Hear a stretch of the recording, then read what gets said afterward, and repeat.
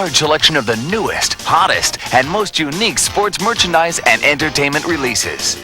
At the Sports Illustrated store, you can get the best sports videos like Michael Jordan Airtime. Here it is again. Plus quick access to championship tapes featuring the Super Bowl, the NBA Finals, the Final Four, and the World Series.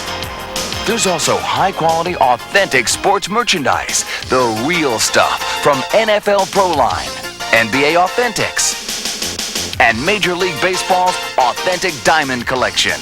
Our sports collectibles feature the original 1954 first issue of Sports Illustrated, as well as signed SI covers from some of the biggest names in sports. Plus, there's also the latest SI book releases. It's sport shopping the easy way.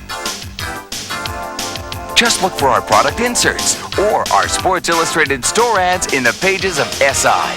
To order, call toll-free 1-800-274-5200. You know, last year, the NFL had all the things that fans have come to expect from pro football. In all professional sports, I don't think anything quite compares to the spectacle of the NFL.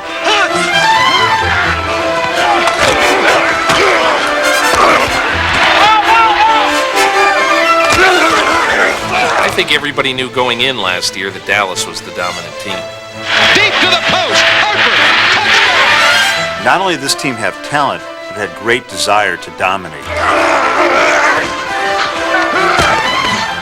It was a great year for old pros. You know, vintage guys like Sims, Montana, and Allen. Once again, the magician that is Joe Montana.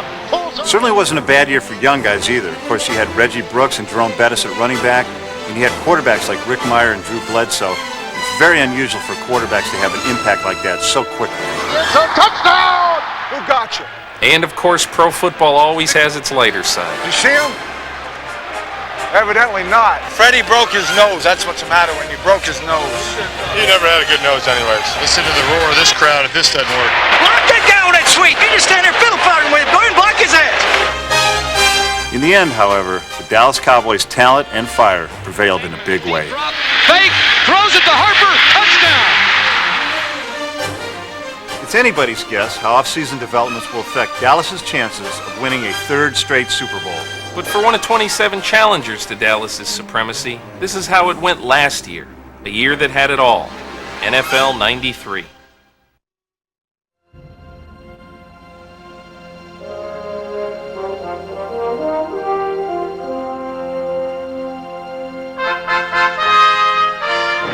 It's gonna be a long day, baby. It's gonna be a long day.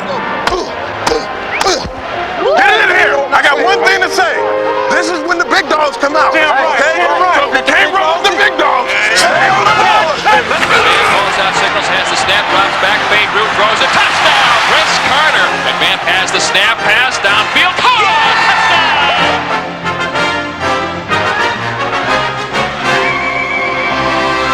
In 1993, the Minnesota Vikings played with resounding skill and spirit.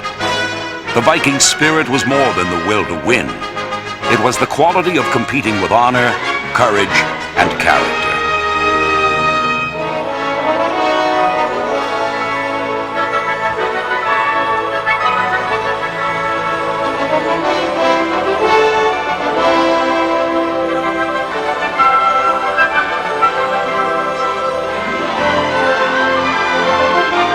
In 1993, the Minnesota Vikings possessed a passion, a pride, never giving up, always battling back.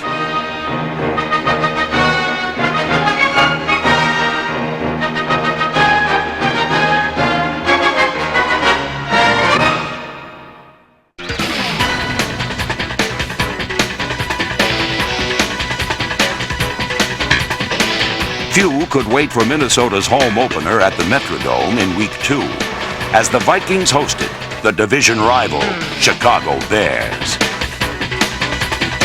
And Minnesota's defense wasted little time making its presence felt limiting the Bears to only 83 yards through the air.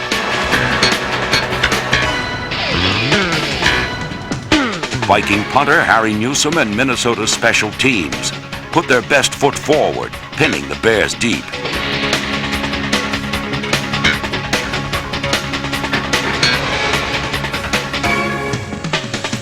The Vikings controlled the game, beginning to end, thanks in large part to number 80 Chris Carter, who pulled in 8 receptions on the day, including the game-winning score, as Minnesota downed the arch-rival Chicago Bears.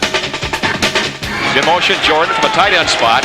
4 wideouts. McMahon rolls to his left, looking, cocks his arm and throws it wide open. Touchdown! Chris Carter! Okay, Noble, special teams big today now. We got a guy that's leading the league. We take him, shut his ass down. Throw with it.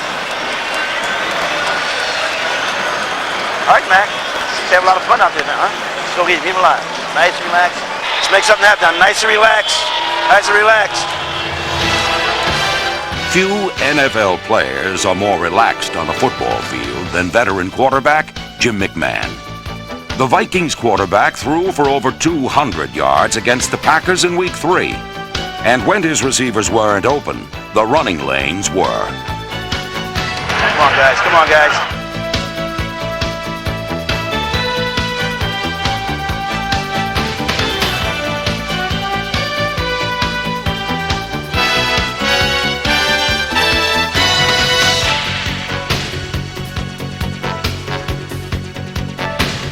The Vikings defense kept the game close going into the second half, tallying 2 interceptions, the first by safety Todd Scott.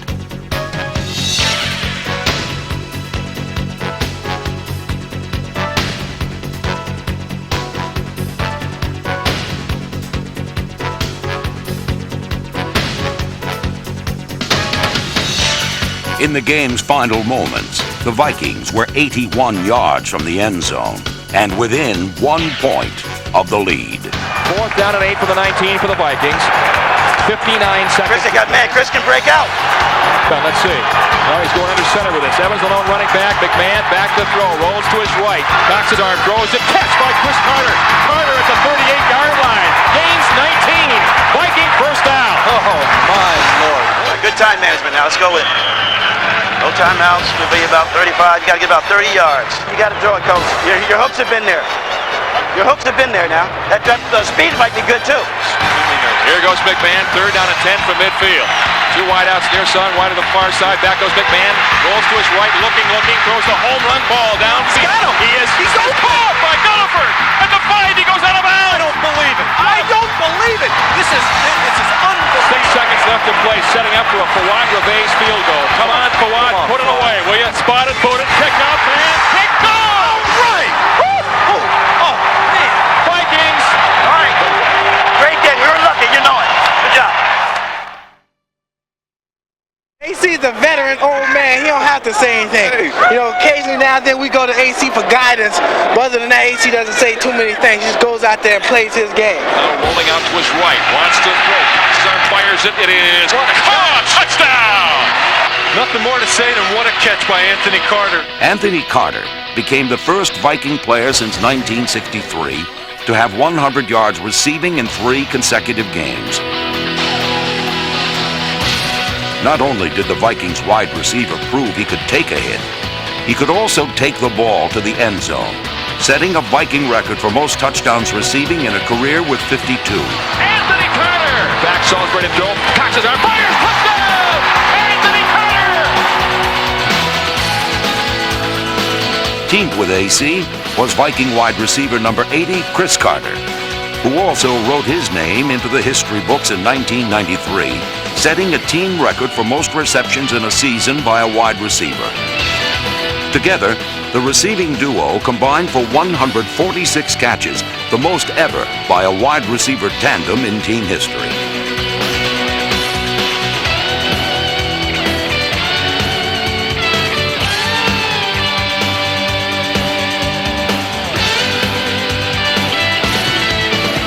Chris Carter also became only the 3rd player in Viking history to have 70 or more receptions twice in his career.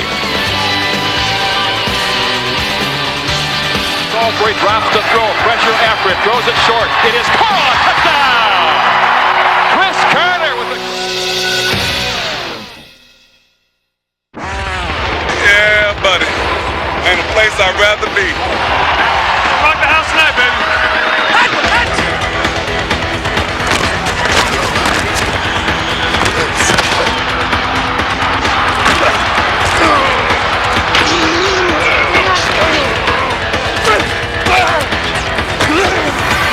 He's knocking his ass down every damn play. It's tough work. Boys on! Omaha! Yeah, hell no! Ain't going nowhere!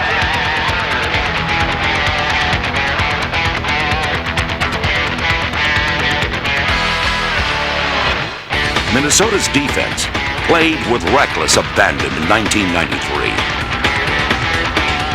Led by Pro Bowlers Chris Dolman and John Randall, the Vikings boasted the NFL's leading defense.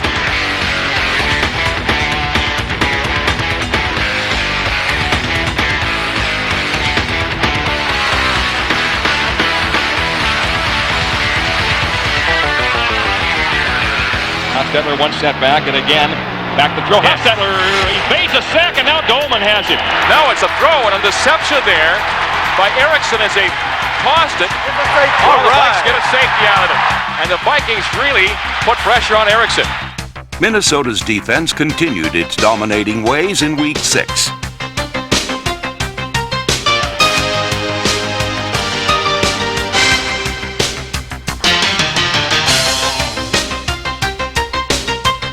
And back to throw Erickson. Looks to his left. Sets.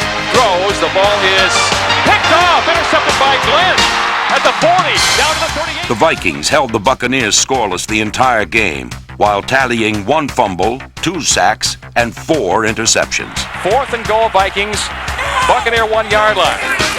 McMahon hands to Word. Plunges. Touchdown. The Vikings' victory created a momentum that Minnesota carried into Week 8, as Jim McMahon returned to Chicago's frigid Soldier Field. Second and 10 at the Bear 26-yard line. Handoff, Robert Smith. Knights up the middle. Turns the corner at the 20. At the 15, 10, 5. Touchdown! Robert Smith's gallop to the end zone provided the Vikings winning margin. Minnesota's defense tied a team record, recording 9 sacks, securing Minnesota's 4th win in a row over the Chicago Bears. At the Bear 15, back to throw Harbaugh. Quick throw, picked off, intercepted. Vikes have a return. And in goes Audrey McMillan for the touchdown and a pickoff of a Jim Harbaugh pass.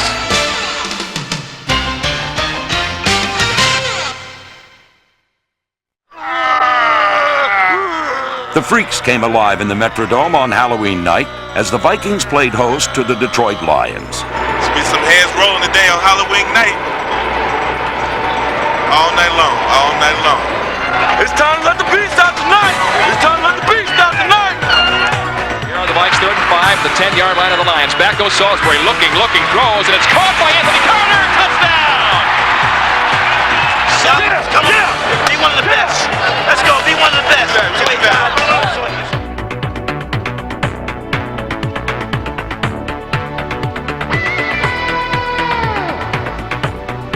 From the 5, back to throw Salisbury. Throws the corner of the end zone. Chris Carter, leaping catch. That's a touchdown. He's got it. Touchdown! A delayed call, but Chris Carter acrobatically pulls it in. Minnesota's defense hammered Rodney Peete, leaving the Lions quarterback no place to run, no place to hide.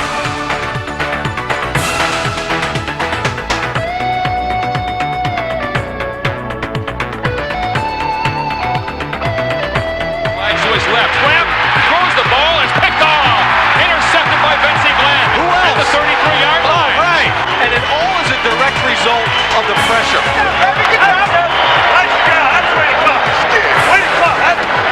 Way to come. Good job.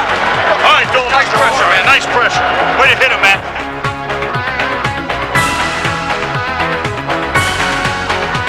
Minnesota ran wild, as rookie running back Robert Smith carried the ball 23 times for over 110 yards and 1 touchdown.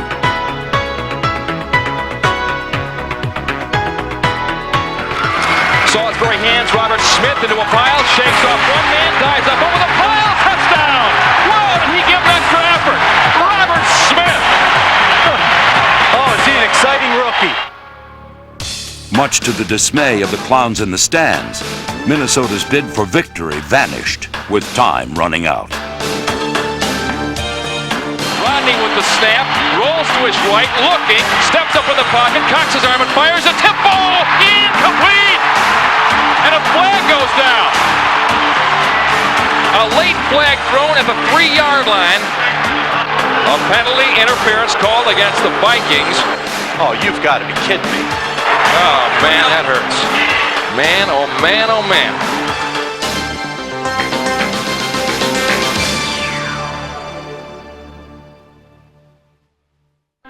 It appeared the Halloween jinx had cursed the Vikings in Week 11. However, despite a 17-point deficit, Minnesota managed to find a little magic in Mile High Stadium.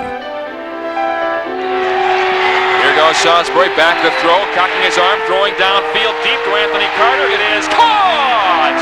The Vikings battled back as quarterback Sean Salisbury completed 39 passes for over 365 yards. Sharp fires on the middle, caught Jordan, 35, 30, 25, 20, 15, 10, and down around the 9-yard line.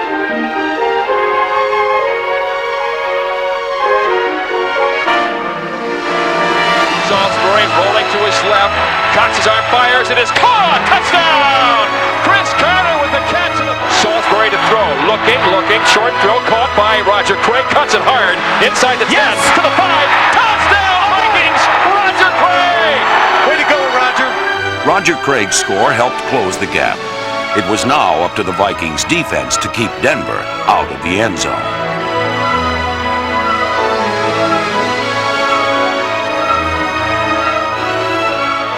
There's the center snap and the kick by Elam is blocked.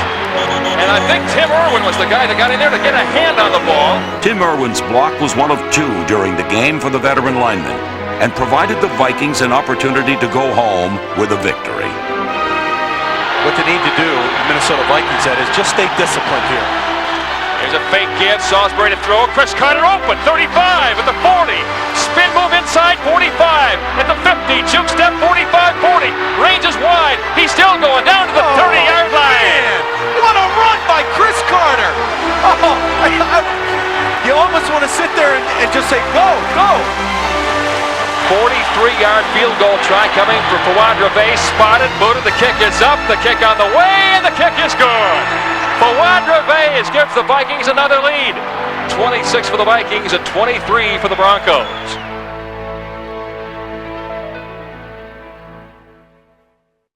Week 14's contest marked the kickoff of Big December, a month in which the Vikings played 4 playoff-bound teams, 3 of them division winners.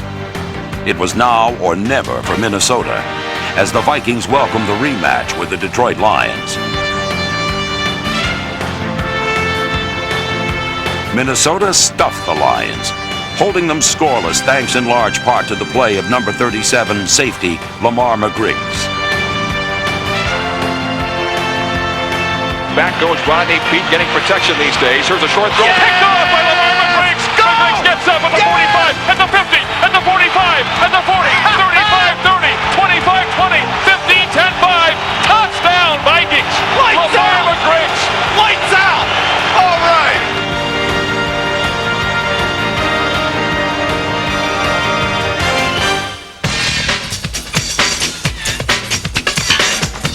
The Viking defense picked off the league's top quarterbacks in 1993.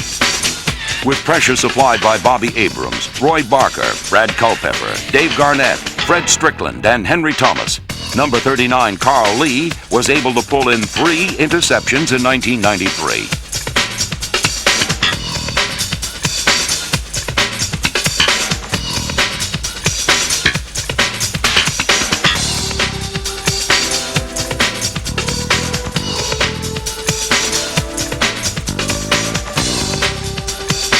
In addition to leading all non-linemen in sacks, number 51, Carlos Jenkins, pulled in 2 interceptions himself. The beat. Number 55, Jack Del Rio, had an exceptional year at middle linebacker. leading the team in tackles and tying a team record with 3 interceptions against the Detroit Lions. Vince Glenn was an intimidating sight, finishing the season with a total of 5 interceptions.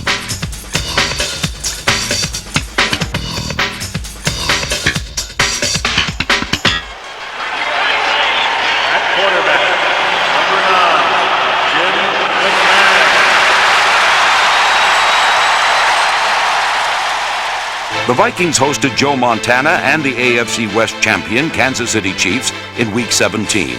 The Vikings riddled the Chiefs secondary the entire game.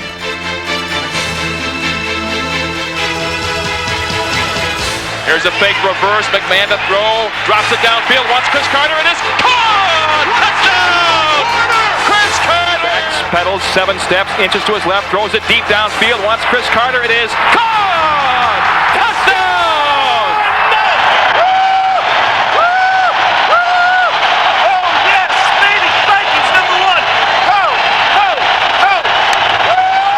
When McMahon wasn't putting the ball in the air, he was giving it to number 31, running back Scotty Graham. Scotty Graham up over 130 yards rushing for the 2nd game in a row. 3rd down and 4, Chiefs 6-yard line, handoff, Graham in the middle, Graham powers, touchdown! Scotty Graham right down the middle! Graham's score secured a big victory for the Vikings.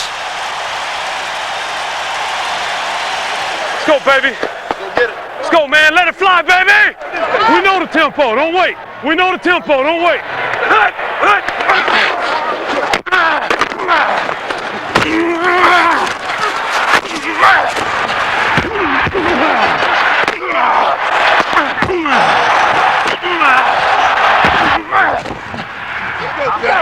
Good job, Jack. Good job. Led by 5-time Pro Bowler Randall McDaniel, the Vikings' offensive line finished the season with a streak of 14 consecutive quarters without a sack. With his solid protection, McMahon engineered 3 scoring strikes against the Packers in Week 16. Now looks left, fires in the end zone, and a catch! Touchdown! Kadri Ismail! McMahon calls out signals, has the snap, drops back, fade route, throws it, caught! Touchdown, Vikings! Chris Carter on the receiving end. And baby. McMahon found him. Way to see it, Jimmy. Take it down, get 7, boys. Punch it in now. McMahon barks out signals, has the snap, throws the deep pass downfield. Caught! Touchdown! Chris Carter! Oh, man, was that a great play. I got 2-minute drill now. 2-minute drill now. 2 minutes. With time running out, the Packers drove inside the Vikings' 10-yard line. It was up to Minnesota's defense to keep Green Bay from taking the lead and possible victory. Now you have to go out and make something happen. Everybody come together. Come on, get together. We hold them out, we win. It's that simple. They gonna win it. Hey, everybody stay composed.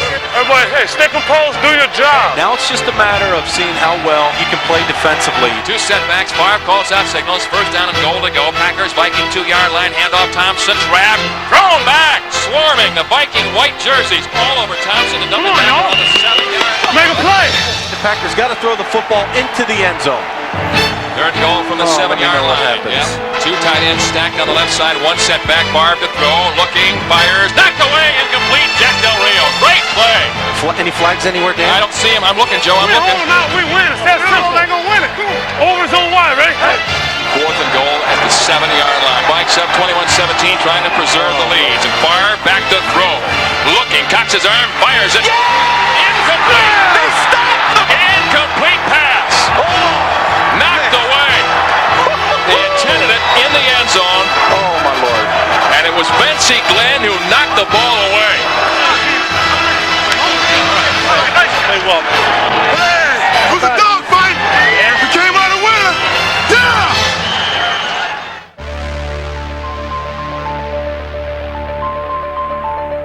The Vikings emerged in RFK Stadium for the final game of the regular season. A win over the Redskins would secure the Vikings a 2nd straight postseason berth under head coach Dennis Green. We ain't gonna have it. Let's just come down here to RFK, get in, get out, get the victory, get the playoffs. Another day, another game.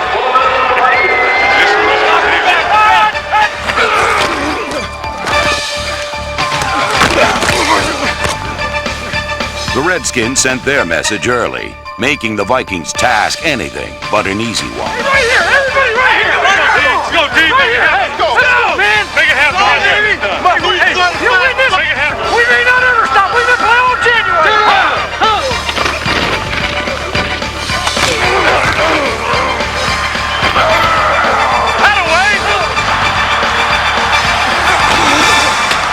Don't get it. Can't be denied, baby. Cannot be denied. Second attempt at the 25. McMahon throws it deep. Wants Chris Carter. Caught! Out of bounds at the 1-yard line. Chris Carter. Chris Carter pulled in 7 receptions for over 110 yards, putting the Vikings in striking range. Vikings on a second and goal from the Redskin 1. Handoff, Scotty Graham dives, touchdown! Man calls out signals, drops the throw, cocks his arm, fires the ball. It is caught! All right, AC! Anthony Carter! Looks out! To the playoffs we go!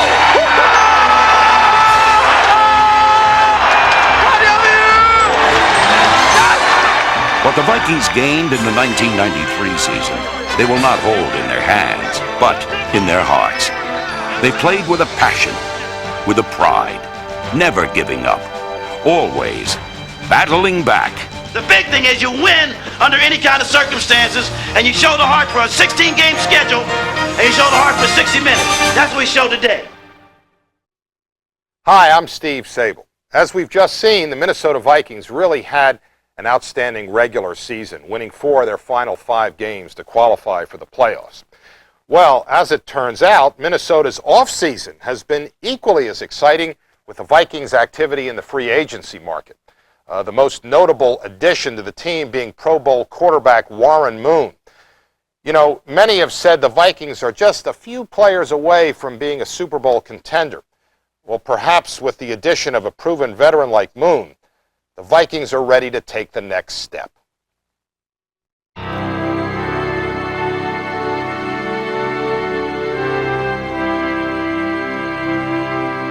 The Minnesota Vikings will emerge with some new faces in 1994, the most notable being quarterback Warren Moon.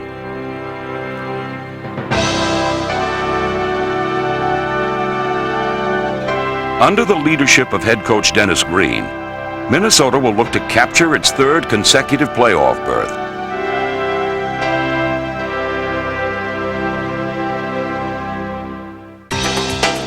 Much of the Vikings' future success rests on the shoulders of Minnesota's league-leading defense.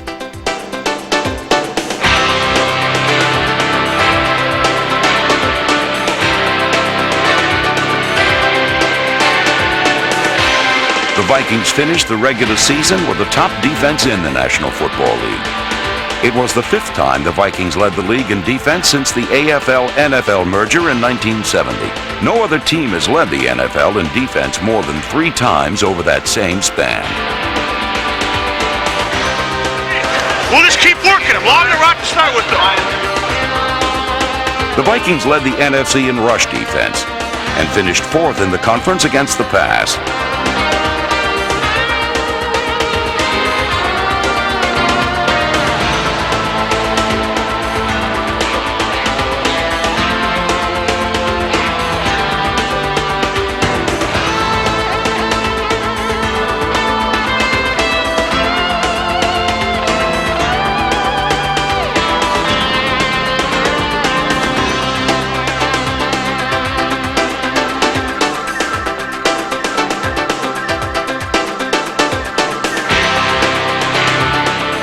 Few opposing quarterbacks escaped the grasp of Viking defenders in '93, a habit Minnesota hopes will carry over to '94.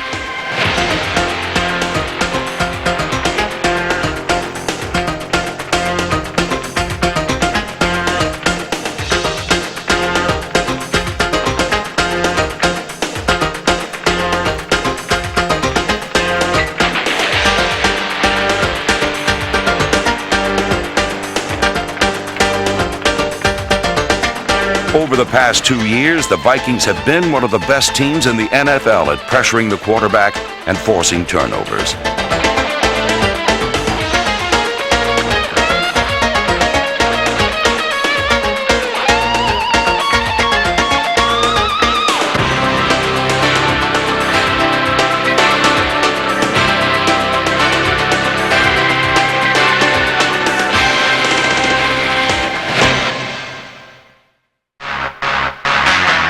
Vikings led the league in interceptions in '93. Number 25, Vincey Glenn, led Minnesota's secondary with 5 interceptions, and is sure to pace the Vikings secondary again in '94.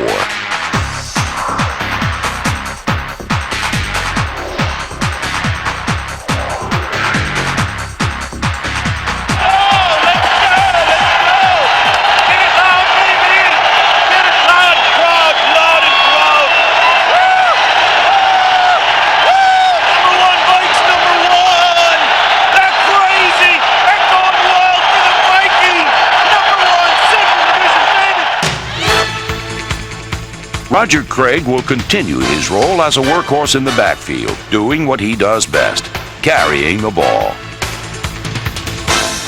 Protect it! Go ahead! Oh, protect the ball! Oh, man, can Robert Smith run? Minnesota also looks forward to the return of top running backs Terry Allen and Robert Smith.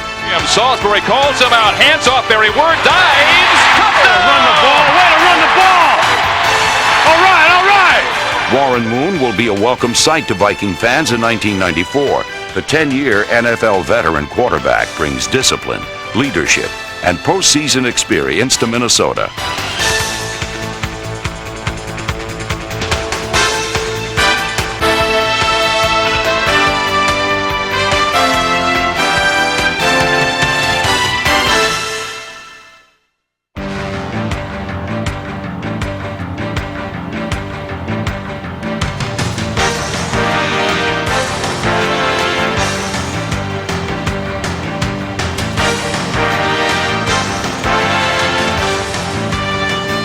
Moon will have a talented core of receivers running routes in '94.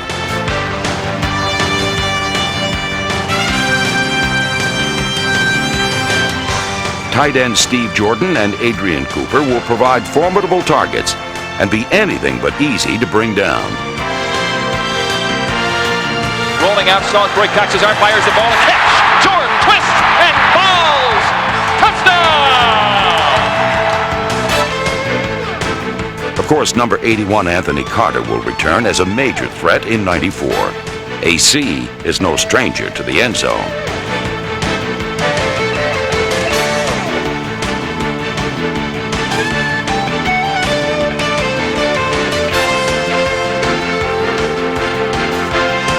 Number 80 Chris Carter will return looking to build on last year's record-setting season. I think that there are other receivers who are faster than he is, and other receivers who are bulkier and maybe can take the big hit different than he can. I think just as an all-around package in a receiver, it's so hard to get much better than Chris Carter.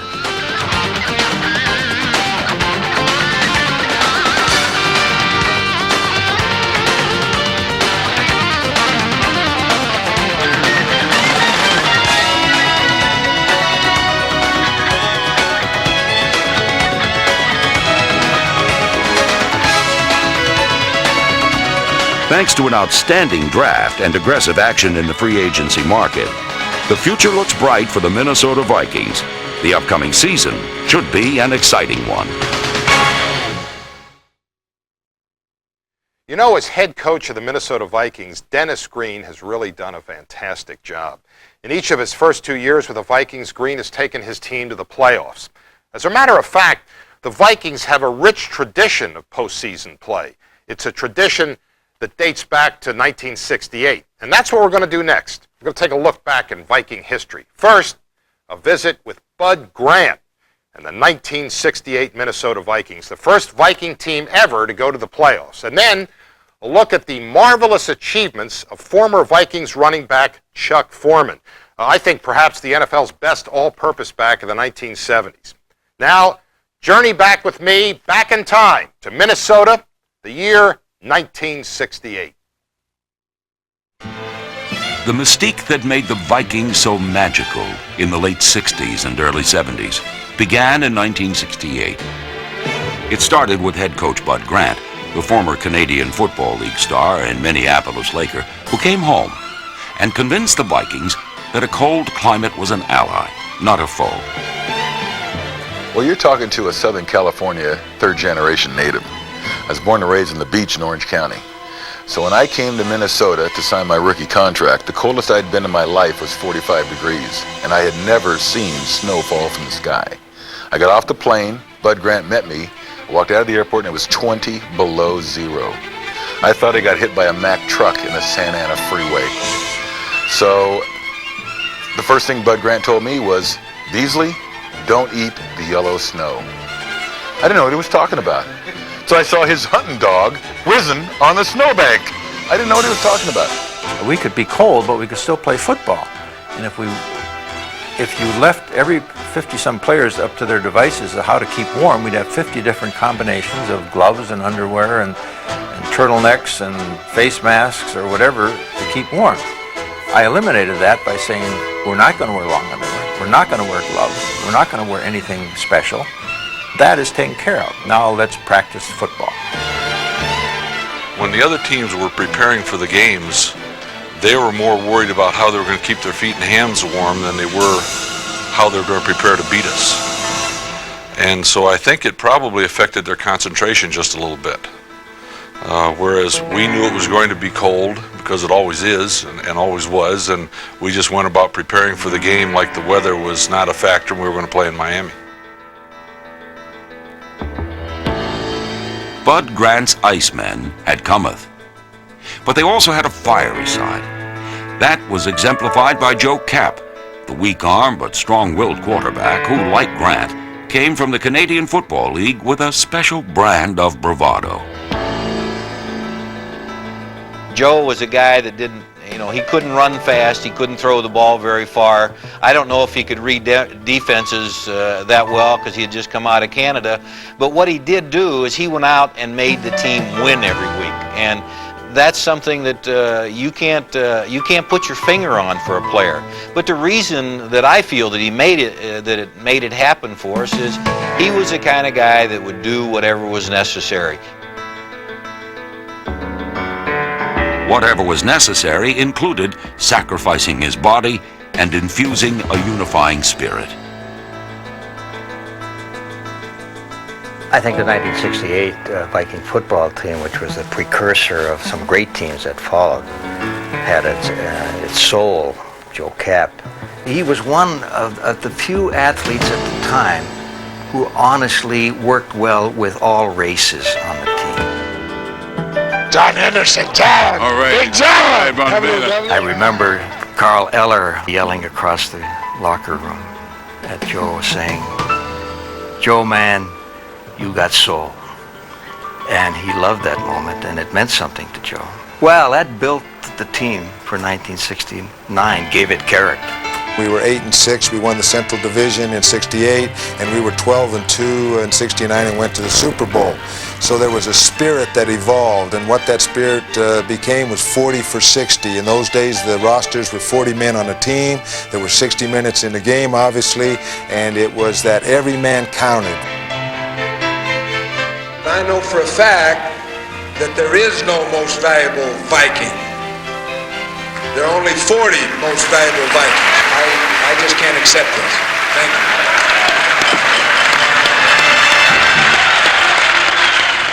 Today, of course, the Minnesota Vikings play in a dome. But much of their heritage and character was forged on a field of ice. That began back in 1968, when a pair of cold weather warriors named Bud Grant and Joe Kapp came together and established a tradition.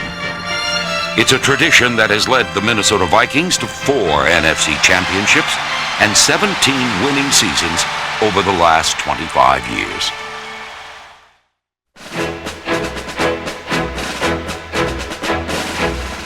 In 1973, a savior arrived at the Minnesota Vikings training camp. He would revive a lifeless offense and invigorate a much criticized offensive line. We'd been kind of the whipping boys of the media for 10, 11 years. Said, the offensive line is not very good. We got Chuck in camp. 4 or 5 of the writers were standing on the side. You could see that he was something special right away. And so I went over and told those guys, I said, some of those crappy blocks that we've been making are going to look pretty good this year. Chuck Foreman was an instant sensation and blazed a trail from the University of Miami to the NFL without losing a step.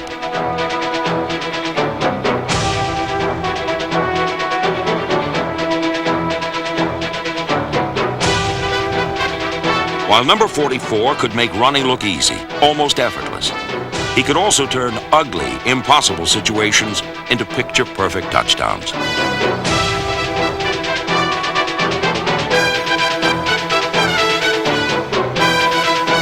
Chuck Foreman was named Rookie of the Year in 1973 and never looked back. Chuck brought that ability to make the big play, to do something and make something happen for us with really almost no one helping him at times. And I think any great team needs a running back that can make big plays on his own and lift the team, so to speak. And Chuck could do that.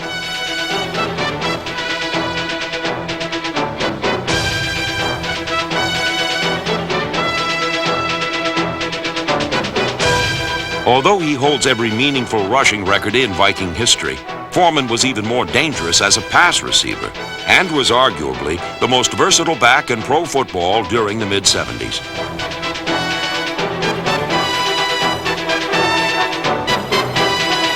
Very elusive runner. He had the capability of running over people, running around them, doing whatever was necessary to get that touchdown. Very deceptive player who was probably the first back we had that had the ability to move laterally, like a lot of the great runners like O.J. Simpson and Walter Payton and that.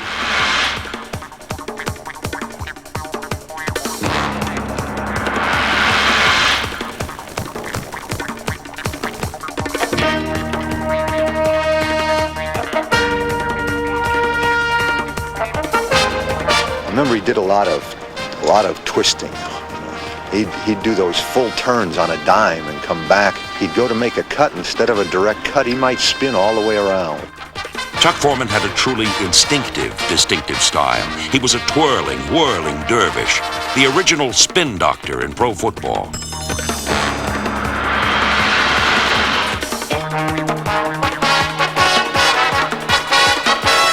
His flash and flair gained him admirers from coast to coast. I notice that when you score a touchdown, you've scored 2 so far this year, you just hand the ball off to the official. You don't spike it or seem to get excited at all. What's going on inside Chucky Foreman? Well, I just have learned to control myself in that manner. I don't really like to spike the ball because it takes a lot of energy, but Bud doesn't let you do it, but that's not the reason I don't do it. I don't do it because I don't want to do it. It's not my style, and when I cross the end zone, I just say my point has been made. Defenders tried to make their point with this glamour boy. But he was not about to be pushed out of the game. For Foreman was in reality more a ground-level grunt than a high-wire flyer, and was a battering ram at the goal line.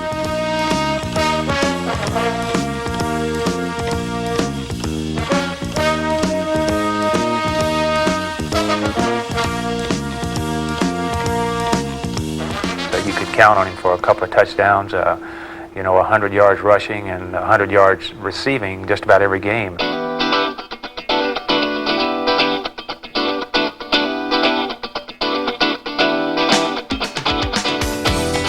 It was Foreman's soft hands and his unique skills as a pass receiver that set him apart from other running backs. And it was this facet of his game that helped him revolutionize his position. I think Chuck Foreman was responsible for changing a concept in football. I think a lot of people realize because of a back like Chuck Foreman that you can build an offense on these dump-off passes if you have a guy skilled enough to beat that first tackle. Chuck Foreman, with all those spins of his, he could make something out of nothing. I think a lot of people changed their drafting philosophy and went to a back who was possibly a better receiver than a runner because of that Chuck Foreman type of skill. When Chuck Foreman was in his prime, every play we used him. I mean, he was a running back, but we threw the ball to him, we handed the ball off to him, he blocked, he did everything. Although Foreman was a featured star and a marquee player, his name was never placed above the title, and fate eventually conspired to rob him of his rightful place among the game's great runners. In the last game of the 1975 season, Foreman was on the brink of scoring the most touchdowns in the NFL.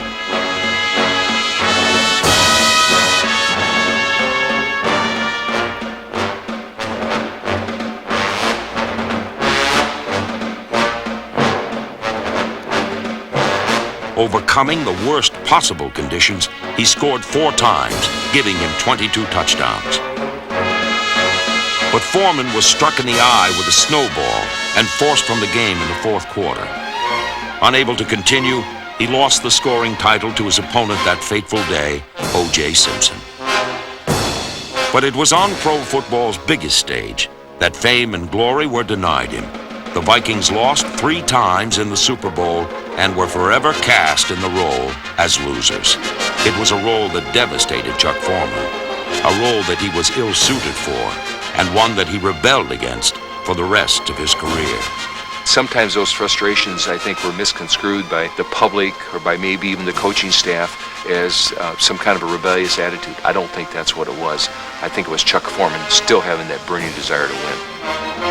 In the latter part of his career, he became very frustrated with his inability to do what he'd done in the past. The fact was, I think he got burned out. We used him so much that he took a real licking, but he was a tremendous asset on our football team. It's in here. I mean, he had that heart. He was a fighter.